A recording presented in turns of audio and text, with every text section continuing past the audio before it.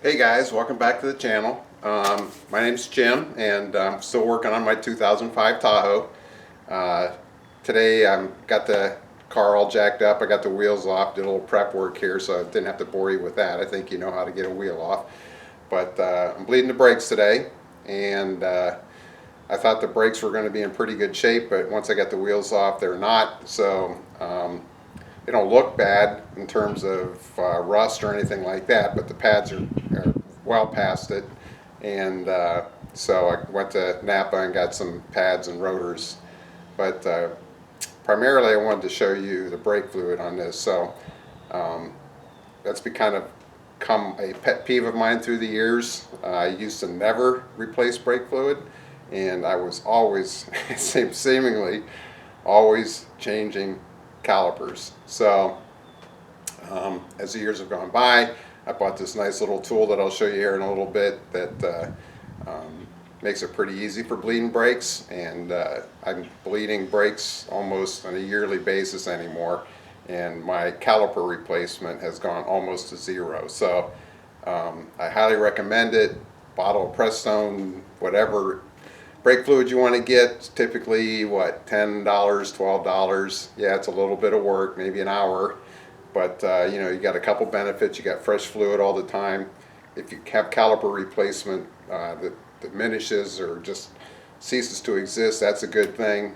And your bleeder screws. Now this truck is from Florida, and I'm amazed at how clean everything is for a 15-year-old truck. If this was an Ohio truck and it had been treated the same way, I'd be getting new calipers anyway because the bleeder screws would be twisting off. Let alone how many hours I would take trying to get some of these bolts out and things. But with that being said, if you're in there bleeding your brakes every year and you got your bleeder screws loose, they're not going to seize up on you. So just a lot of little things that go with it, but in the end, just makes your truck better. And again, it gets back to showing your truck or your car or whatever just a little love every once in a while, and it'll make you a much happier person. Okay, so what I got here is a couple containers, and I got a turkey baster, and I'm going to take some fresh brake fluid out of here. I don't need that much, but just to show you,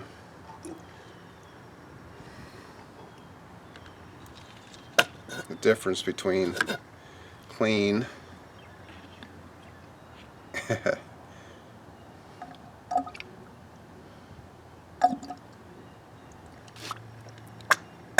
and not so clean.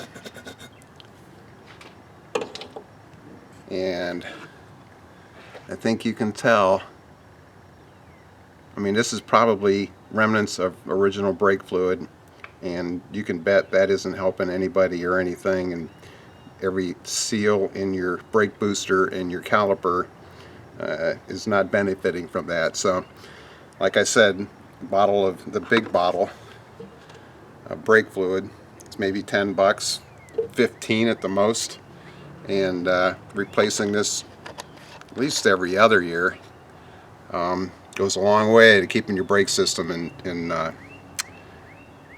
good health. So I'm going to get set up here and show you how I bleed these, and like I said, tools help. You can do this with two people by them pumping the brakes and just constantly feeding this, but let me get my tool out and I'll get this hooked up, and we'll get this going. Okay, so this is my brake bleeder, if you will. I bought this years ago, and I didn't have it given to me or anything like that, but it was awful hard for me to always find a second person to bleed my brakes, and it wasn't, I think it was 50 or 60 bucks at the time. Comes with a variety of attachments for different master cylinders, but all you really do is you fill it up with some fresh brake fluid. It's got an air coupler here, and you put your attachment on your master cylinder, and you just pump it up a little bit. It's kind of like a weed sprayer, and I typically put it up to about 10 psi. Doesn't take a lot. There we And now I'm going to change the camera angle again and go back to the rear caliper. Now I'm at the farthest right rear caliper because you want to go to your farthest one from the master cylinder and then work your way back. That way it doesn't cross-contaminate if you're pushing dirty fluid out of your brake lines. So this is going to be a little bit because that the brake booster oil canister held quite a bit of fluid, so it'll take a while for all that to come through here. It's still a pretty distinctive green.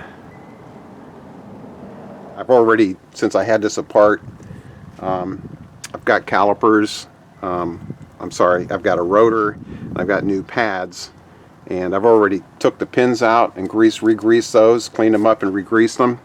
So reassembly should only take a little bit once I get this bracket off. But yeah, I just wanted to share my experience with you in terms of bleeding the brakes, and good reason why you should do it. And you know, because you probably heard stories. I know you can't do anything about them rusting from the outside, but these I don't know what year exactly, but some of these GMs had some issues with brake lines rusting. So you can't do anything from rusting from the outside, but you can keep them from rusting from the inside. So you can't keep your calipers from freezing up and things like that. And like I said, brake fluid's cheap. As I started my brake bleeding procedure, I'm sitting there watching the brake fluid drain out of the rear caliper, and I'm thinking, well, Jim, you got a turkey baster, why don't you just remove all the old brake fluid from the master cylinder and start with fresh to begin with? So that's what all this is. I don't know why I didn't think of that either, or earlier, but